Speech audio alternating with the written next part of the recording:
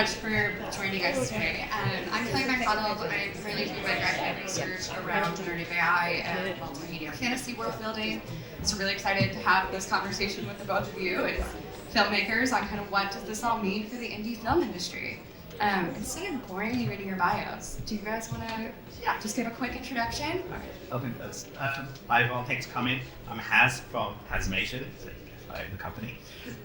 We produce animated feature films, episodic TV series, and video games, all original IP, and just finished an animated feature film which was all done in Unreal Engine on Pixels, and that's going to come out on one of the streaming services at the end of the year.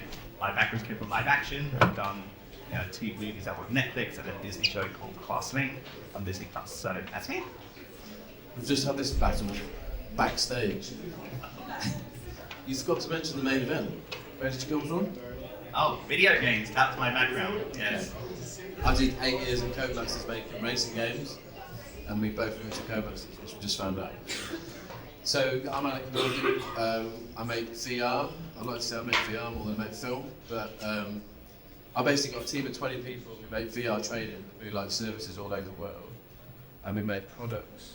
And the mic's not moving over. We make products for training, and that's sort of led us to where we are now. And now we're making VR films and stuff. The latest projects with the Royal Ballet. So we're looking to incorporate 3D 180 video with objects that are photogrammetrically scanned and real-world stage environments, and then produce it as a WebXR or VR download for people to experience a step-inside version of Royal Ballet. That's probably. Fabulous, thank you. All right, so a few quick rapid-fire questions to get us going here. Can you just give us one sentence max explaining the favorite part of your job? I guess it's creative problem solving. Alex? I just love capturing things, whether it's photos or videos. Yeah. What was the first time you used a generative AI tool? Mine was probably a chat GPT, but also a video app which I just sometimes load in YouTube videos to, and it spits out loads of different, like 30 reels from one 45-minute clip, which blew my mind. I think for me, like, you're listening to Mid-Journey, and now it's just pure curiosity. Love that. And the strangest, weirdest generative AI output you've gotten to date? I don't know about myself, but I met someone on the way in who showed me that when they were doing the card for our piece here, they had the top of my head missing, so they asked replace head, but it replaced the whole of my head with a different person's face. So that was a good one. I filmed her telling me about it. It's interesting. It was the graphic designer that did these for the show. I mean, everything that I tend to put into the journey is strange and weird. I think I've got to work on my text pools, seriously. But I think that's the point, right? It's, if you're using it to explore, and all artists are creative explorers. The reason I love to do what I do in terms of storytelling is finding an angle of storytelling, right? Finding the nuances in a storytelling. And sometimes in the journey, you put a bunch of text prompts, which usually for me is what I'm feeling about something. And I feed that in, I'm like, oh, it's not what I was thinking. But it then triggers other ideas for me. Yeah, and so I kind of would love to just start with getting an idea of what's going on in the film, VR, gaming industry as a whole, generative AI. And so we've heard a lot this morning about different industries and the applications. What are sort of the key generative AI moments you're seeing in indie film? I was just going to say, so we mentioned a minute ago about the sort of process and the speed at which we can create scenes and immersive experiences these days has just gone massively super fast from really recent. I was just in San Fran for the Apple launch, we've seen that new headset launch, and that has just completely opened my mind to the things that I want to do, like we just mentioned, about having immersive experiences that actually come out at you from the real world. That's finally going to be there after being disappointed with HoloLens and other AI headsets, magically. But one of the things is retopology, 3D objects, which is a massive part of my world and HaZ's work for VFX. The ability to scan this roof with my phone now and stick it into the cloud. I use Polycam. I can have that re-topo and get me a game-ready asset probably in about 15 minutes. And the fact that a year ago, 2 years ago, I was employing artists to re-topologize and decimate the polygons in these models, it was a massive bottleneck for me. So I think NVIDIA just released something else, which is film this room with video, upload it, have a 3D scene from the video. Like, it's going to be as crazy as that. So the democratization of that, for me, is the biggest bit at the moment. Yeah, I mean, concepting, ideation, all that stuff is the obvious one. But in terms of production, there's loads of menial tasks like, progressions, visual effects, rotoscoping. I started my career, after leaving video games, I went to work for a place called NBC. And one of the first entry jobs you do is a roto artist. Worked on a movie called 10,000 BC. You remember that movie, Roland Emmerich film?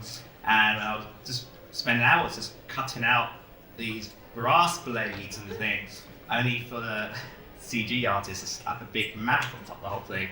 So, I'm seeing Nuke, the Foundry Nuke's software, and they use machine learning and AI to, analyze the video and to pretty much auto-roto.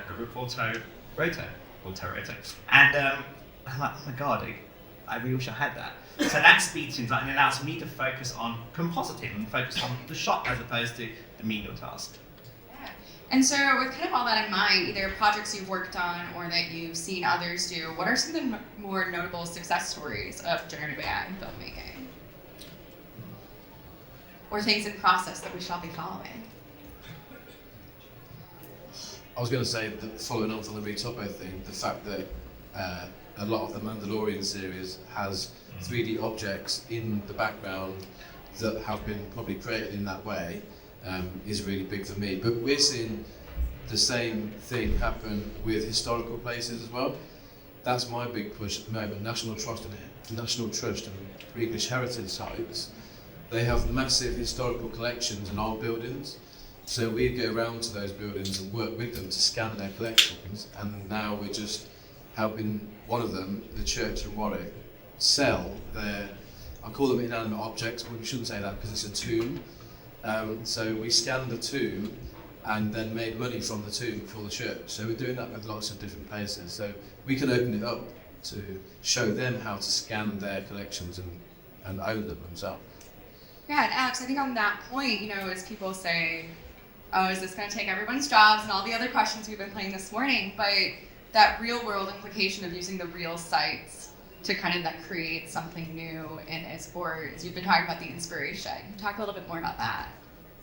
Yeah, talking about the real sites is interesting that you mentioned that, because in the future I do see a time when the real sites are like an encyclopedia.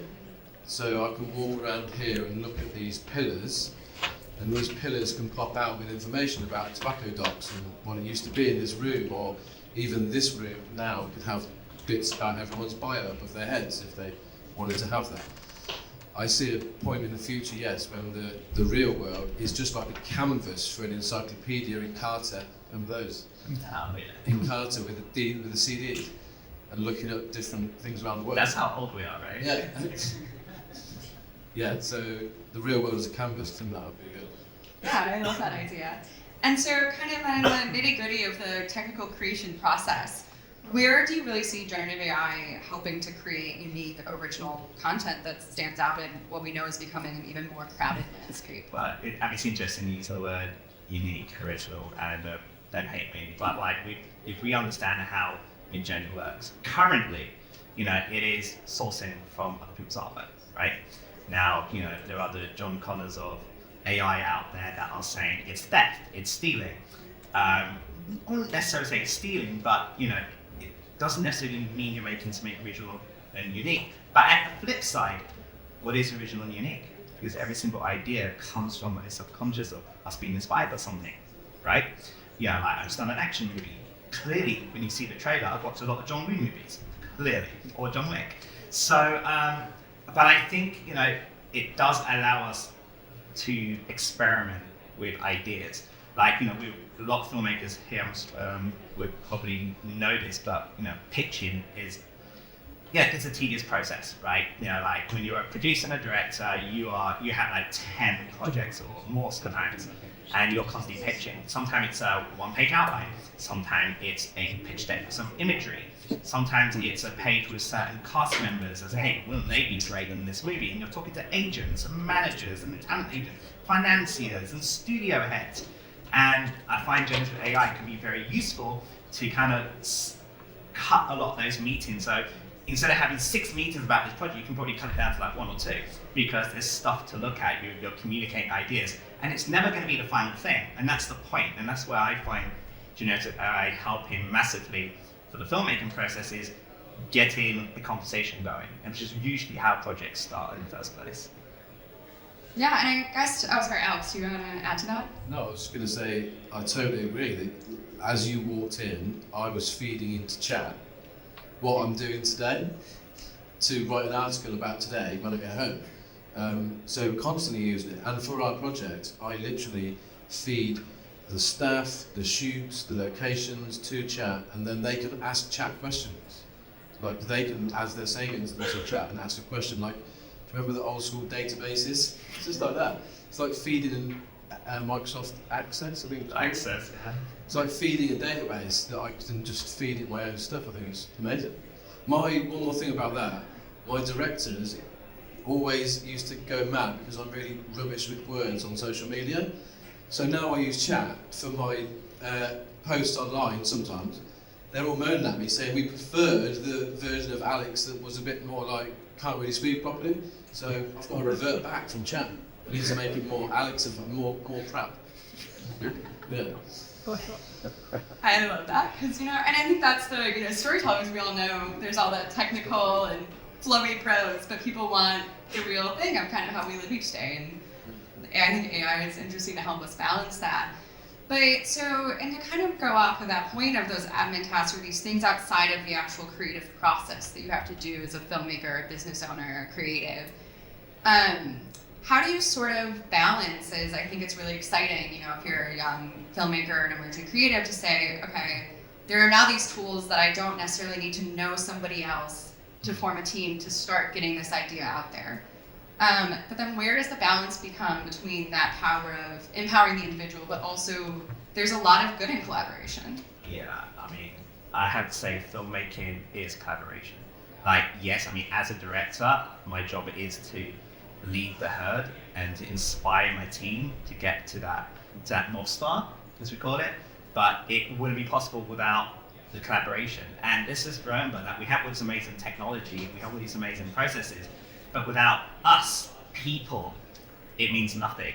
So, but let's not forget that technology empowers people, that's what we're talking about. And if I have things like Midjourney and ChatGPT and all these other tools to help empower my artists and my collaborators to help communicate, to try to get as close to that North Star vision of the movie, then it's going to be great.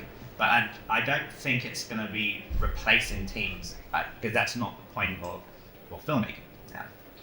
I want to have people that really embrace it. I want to employ new staff, that someone that comes to me and says, I've got 20 AI chats that I'm training on different scripts over here, and I've got this thing over here that I'm doing. I want to employ that person. Someone said to me the other day in the office, they had to go through 130 CVs for one video editor job.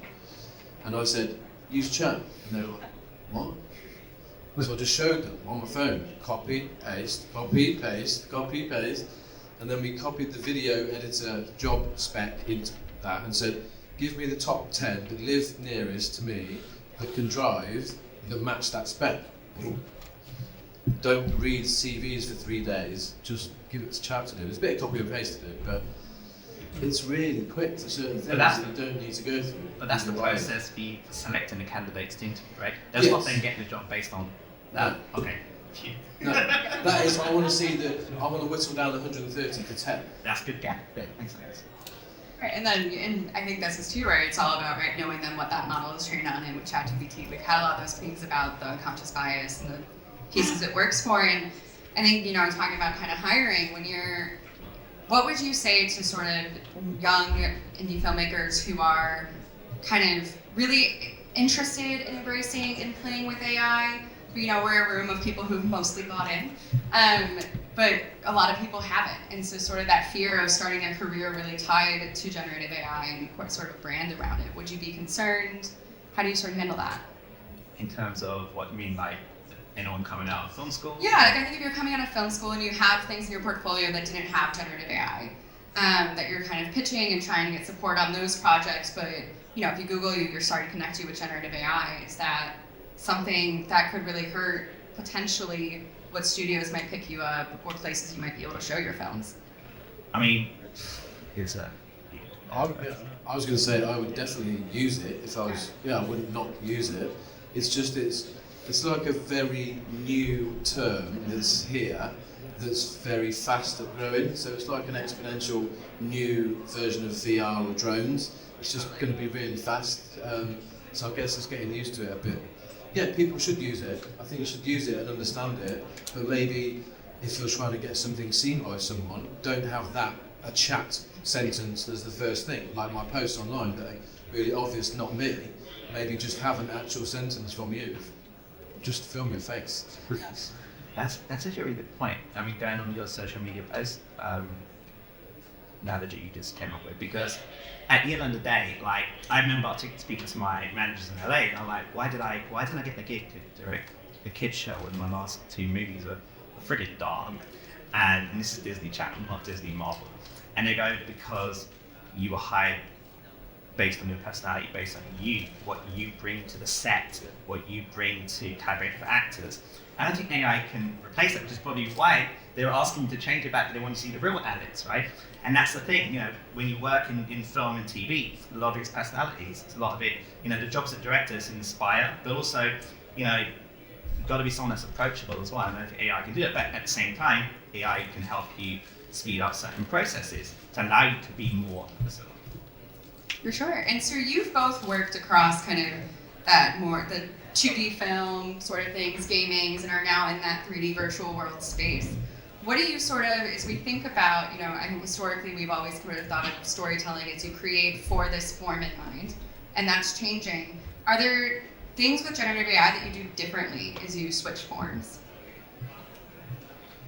I don't think so. Yeah. I think it's still the stories, and for me, scanning the real world and capturing people's stories, still the same. It's just going to speed up stuff in the background. I don't see it replacing me or walking around filming, directing, talking to people.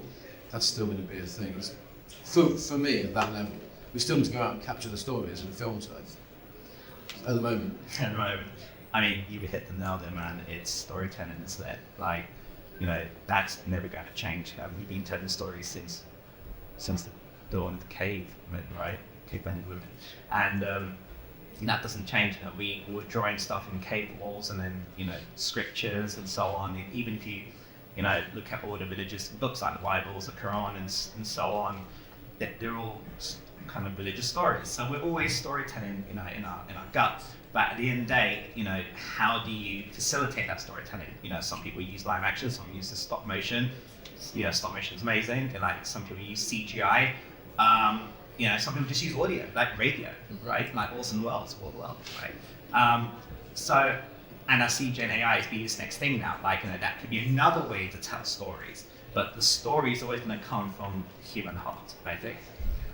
I think all of those bits, they're all formats I totally agree, from cave paintings on the wall through to modern day now, the TVs and video. I feel like there's always been that suspension of disbelief there. This is where I'm going to push VR on it, because the suspension of disbelief can now be gotten rid of completely. You haven't got to listen to a radio and think about what someone's talking on the radio, or watch their phone and imagine what it's like to be there. You now just put a VR headset on and you're actually there. I've been banging this drum for 5 years. There is nowhere else to go after VR. It's the last medium. So as soon as I can give you a view of your seat where you are now, then we've just done it. So for me, it's always about that, finding the last medium, which I think is VR and AR, and that new Apple headset is mind-blowing. Yeah, I guess to go on that, I think, what do you kind of see if that is sort of the last medium on the democratization of really making sure kind of the everyday consumer can get access to that. I mean, what timeline do you think we're looking at? I mean, we know that price tag on that Apple is high. Yeah, and as people look at their watches now, they've probably got an iPhone, mine's a Fitbit, so it lasts longer, the battery. But if you look at your watch, there'll be different models of watch. Eventually there'll be different models of headset, and they'll eventually just be the same form factor as these glasses. They're just coming at it from both ends. They've got to make the form factor of the tech smaller first, so they're just making the best they can do with it all in one headset first. And to do that, they just made their own technology, just made different screens and different lenses, things that other people can't do. Right? It's really cool. It's so cool. So, and then I guess, you know, I would love to just take a minute to talk about the Writers Guild of America and their current strike around especially the AI components of working with streaming platforms and kind of some of the concerns there. HaZ, do you want to touch on that? Yeah, I mean, obviously that's quite close to home for me. Yeah, I mean, look, it's interesting, like, rightly so, writers are concerned, just like other artists are concerned, because obviously writing is a craft which takes years and years and years to perfect. Like, anyone could be a writer, but not anyone can be a seasoned writer that when you read that script, it's a freaking page turner. You know, I get sent tons of scripts, and I hate reading scripts. They're like, they're 100 plus pages. I'm like, oh my God. But then once in a while you get this script, you're like, oh my God, I'm just flipping pages. The way it's laid out, the way that each description is so succinct to the point, where the characters' dialogue feels so relatable. I don't think an AI could replicate that right now. So I don't think writers should be worried. But in terms of WGA, I think obviously the problem is there is no legal, there's no law at the moment that could protect. I mean, they're talking about it in the US, obviously. Yeah, it's going through all the usual thing, the legal forums. But there isn't anything at the moment where a studio gets a script from an AI-generated script software and an actual writer. The only way you can tell the difference if you've got an Aaron Sorkin script and you've got an AI script, you'll instantly tell the difference. Or you get a Tarantino script, which will more than imagine that's going to read like, and then you get, you know, an AI. So I think, again, that's why I come down to that whole personality thing, you know, and so, but it is a concern because a lot of lower budget studios, you know, the studios that churn out these movies and put them on Amazon, like, you know, really cheap horror films, which are cool. There's a market, like aside from Sharknado and so on. Their whole business model is churning content out, and they would overlook the ethics of the script. Like, oh my God, this script's done in 2 weeks. Bam, we can shoot this like in a month, and that will become very apparent. I think everyone's going to know, oh, that just doesn't have any soul in that film. And what guidance would you give to indie filmmakers who are trying to, you know, promote their work on social media and other places, but also want to protect it from that data collection? I mean, it's tough. I mean, on the early panels I heard today, which was great, was the whole art station, you know, Netflix art station, where they was putting like no AI, might be me, so I'm not having no AI. But that's more of a revolutionary approach online. I think a lot of this stuff is going to be kind of like designed and protected by the people, I think, you know, like, and then the lawyers will come in and set up a division, and then the law division of CAA or something, and say, oh, we now protect, you know, artists, and you're going to pay them an extra premium as an actor or a writer. But at the moment, there is no, it's a very fine line at the moment. It's a very grey area. It's very experimental. My work doesn't touch on it too much from the video point of view, but from a 3D model point of view and licensing and copyright and things like that, it really does touch on it. But there's a quick story that I've been using Polycam for the last 6 months, probably longer, but for scanning on my mobile phone. Download Polycam, I don't know the app, so I'm not marketing it. But I've been downloaded and I've scanned 600 objects on my phone, and I've uploaded them to Sketchfab. And they sell 3 or 4 times a week. Different models sell of things for like £10. So people are buying them for VFX or 3D worlds, but they're buying random objects like my dinner. So it's like Instagram. It's like a steak scanned with a nice little bottom on it, and they scan it and put it into their worlds. Randomly, a dead pigeon sold 5 times last week.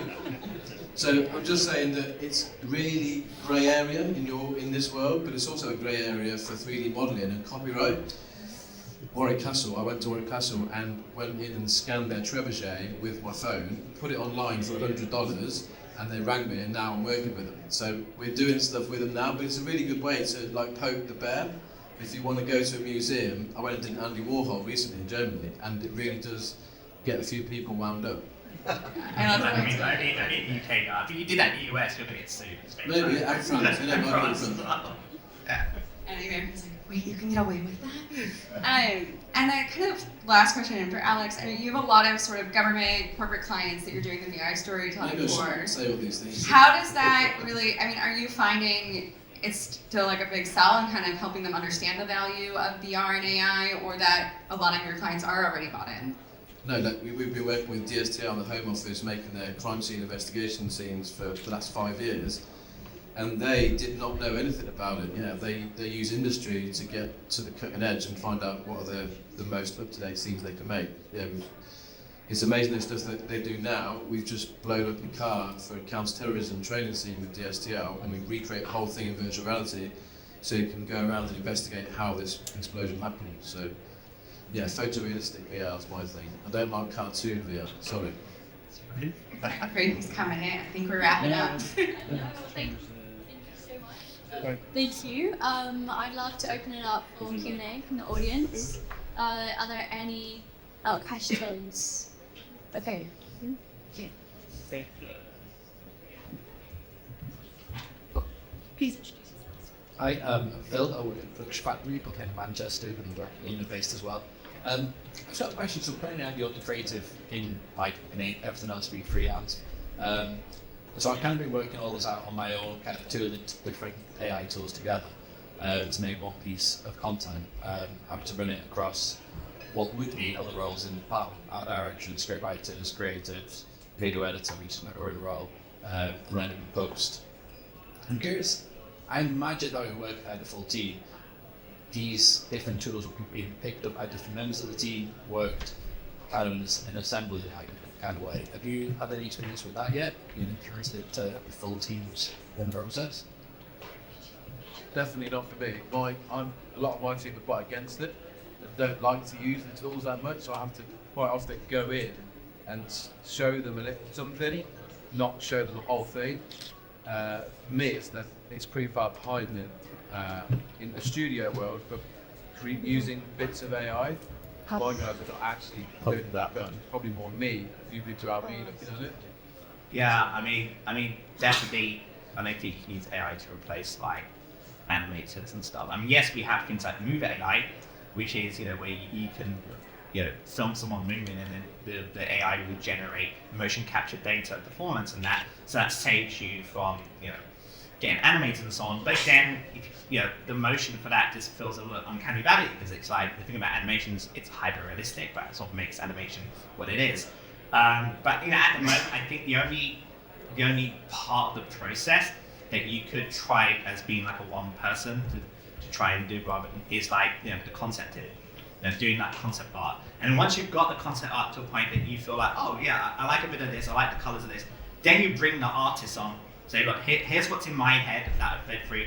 Now go and create this concept art. So it speeds up the process. Instead of hiring a concept artist for like 2 weeks, you probably use hiring for like 3 days, because gives a lot of the time to sort of back and forth, right, to get that right concept art. So that's the only place I can see it. And obviously, automating some of the post-process, this post-production process helps as well. That was mentioned in Roto. And also things like color grading as well. But even color grading, you hire a good colorist, it's the intuition of getting that look. When you see a movie, that looks like a movie, and you see a low budget film, it doesn't look like a movie, a lot of it's the color. But if you could train the AI model to reflect certain colors look, then obviously we have LUTs, obviously, but like a bit further than that. And I have a question, which is, if you look at films, they will often follow the hero's journey. A lot of them will have the same sort of arc. It's quite predictable. And then if you look at a game, you'll have multiple characters, backstories, and series like Lost. I don't know how they created those scripts, but it seemed every week like they were just, going back to the drawing board and creating new backstories.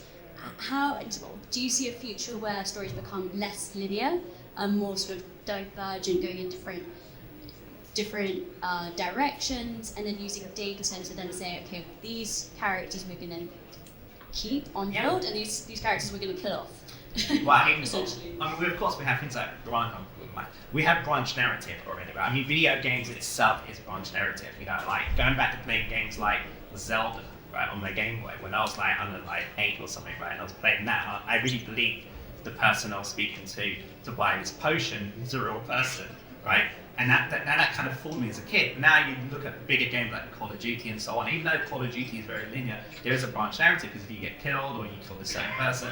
So I think that, and if you look at badness, we look at live action, right? So video games is one thing that's always been kind of most branch. You know, when you design a game, you don't write a script, right? The script is a dialogue. It's a flow chart when you're making a game. When you're making a movie, it's very linear in terms of it's a 90-page script or 100-page script, right? Or with a TV show, 40 pages per episode, a pilot, and so on. But you could potentially create a data set, like if they were doing Lost today, they could probably feed all that in and say, you know, how do we reveal, you know, what that polar bear is, for example, for those who haven't seen it, spoiler that. But there could be ways, but again, like I've been saying for like the start of this, you know, you still need a writer's room, you still need a writer. But it's fun as well. You know, we always have conversations with the writers room like, what if we did kill this character? Or what if this character didn't fall in love or get the girl or the guy? You probably do a journey version of that and feed that in a movie chat and probably do that, ChatGPT, and see what the outcome is, just for shits and giggles, you know. My version of that is I want to be able to be in the story. So for me, it wouldn't be multiple characters like games are. It would be, imagine you're watching Mandalorian. Now try and imagine me watching on an aeroplane in a headset, which I do on long haul flights. You watch a Mandalorian on a 2D screen in front of me, massive screen, but I've got chairs around me, which is better than an aeroplane around me. And as I'm watching it, I want the film to stop as the spaceship's flying into Endor or whatever. I want to stop and I want to fly that ship in, I want to land it, then I want the story to carry on. I want that for every Netflix brand to have a little bit of immersion. It's like a step not quite into a full-on 360 film. It's just carry on with the film, give me the narrative, split it into 4 pieces, and have 4 interactive bits where you control the something. That's my side of it. Can I just add to that really fast? I mean, I think too, a lot of it will end up about genre. I think there's so much exciting happening, kind of multimedia, working across board, but then you still have your genres like your romance, your rom-com, where that happy ending is promised, right? The consumer's sort of counting on it. And so making sure to sort of keep that, but there's also really exciting things happening with just kind of new writers who are putting lists of tropes from romance novels kind of into ChatGPT and saying, like, okay, what is a fun twist I can put on this, and kind of helping them break out of that early in their careers. And any other questions? There's one, I just asked my one, selfishly. So when it comes to biopics and biographies, a lot of biopics are around celebrities, politicians, but ordinary people also have very interesting lives. Is there potential where you could go to your grandparents, ask them for their stories, find an image of them from their younger days, and create a story for them and show, you know, allow them to relive their past? Yeah, I think there's two parts to that, isn't there? There's one, you know, the facts. You'll definitely get all the facts in there. Like if your grandmother or father say, "Oh, you know, I was in World War II and I lived in Austria," then you could feed all that into AI to get all the historical data online. But the thing about those kind of stories, you know, if anyone was related to Anne Frank and knew what she was like, you know, the story wouldn't be about the fact. It'll be more about the what it was like being in the war. And I don't think you can get that from a data set, but you can get factual historical moments, and that will help you get a good structure. But then you have to put that soul in, and that's where the human be doing. Fantastic. I think as well, that tech's going to be there soon for you to just be able to do that from video, from 2D video of grandparents and parents and reels of that, fed into a 3D model of that person, fed into, my grandpa wrote a biography of his life, feed that into his 3D model and just get his model to talk back to me in VR like he's sat next to me. Yeah, and there's to kind of go to how do you put that soul in, I think there's an artist who has a grant from the University of Edinburgh right now who has all the journals of her father, who was a sailor, who's kind of putting them into her own code to really see what is his own story about the sea, and sort of reconnect with him. So I think there is some of that can come too. Fantastic. We've got one last question.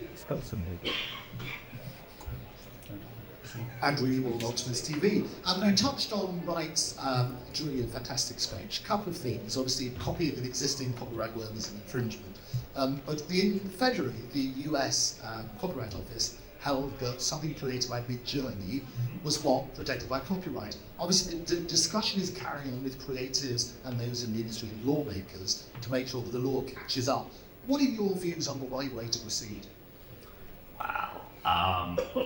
I think right now, I don't think there is a right or wrong way. I think it's down to ethics. It's ethically, right?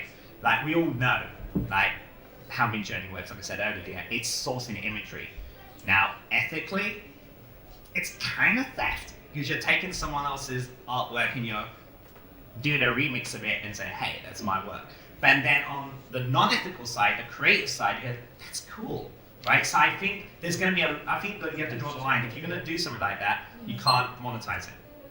Yeah, but if you are going to do that and you start to monetize it, then it starts getting towards legal territory, and not just legal, but also ethically as well. Because like, if you had created this amazing piece of watercolor painting, and I typed in your name, watercolor painting style, but with a robot cat, you're going to instantly recognize your watercolor, and I've just made like, I don't know, $500,000 or something, you know, at Christie's or something, and you'd be like, yeah, so they used to do that watercolor, and now he's made. So that's where the laws are going to start being written, and it's not going to happen like today, but no doubt every agency in Los Angeles, you know, or like the WGA, the unions, the DJ, the Directors Guild, but also the agents like the CAA, WMEs, they're all looking into this, not only to protect their clients, but also like to kind of set a standard, because they essentially are the ones ruling Hollywood, right? Thank you very much. Sorry, can I just take an analog point Please. to take it back before AI? So, sorry, to make an analog point to take that back before AI. If a Getty photographer photographs a building and puts it on Getty, when the photograph is sold, the architect doesn't get a commission. So just to take That's a very good point. AI out, Very good point. it's worth considering. The same as if I went out into the street, into a public space, and took a 3D model. So when I went to public space, took a photo, I could put that photo on Shutterstock for sale. If I take 150 photos of a lion in Trafalgar Square, it's also a public space, and I can also sell it online. That is, in the UK, one of the laws that I have looked into. In a public space, you can monetize something in the free space. There is a whole world of pain. But what about, I think, blockchain for film and images, and forget about NFTs, maybe just blockchain it. Blockchain as a technology is really good technology to be able to validate the fact that you own that chair. Smart contract. Yeah. You own a copy of the chair. Yeah. When is the design of the chair? No, unless you design the chair. Just a real quick for you, really good point. Totally agree. But one thing, when I'm making movies, and I say if I shoot right there, right, and I send my film to like Netflix for distribution, I have to give a bunch of release forms. And if someone, a good distributor, high profile, goes, oh, that's a cool shot of the tobacco docks there, do you have permission? And I'm like, no, we just kind of guerrilled it because it's just there. They're not going to pick up your film because you need permission for tobacco docks. It's okay, but that would need to be in a commercial entity, which is a feature film. So there is that as well. Fantastic. Round of applause.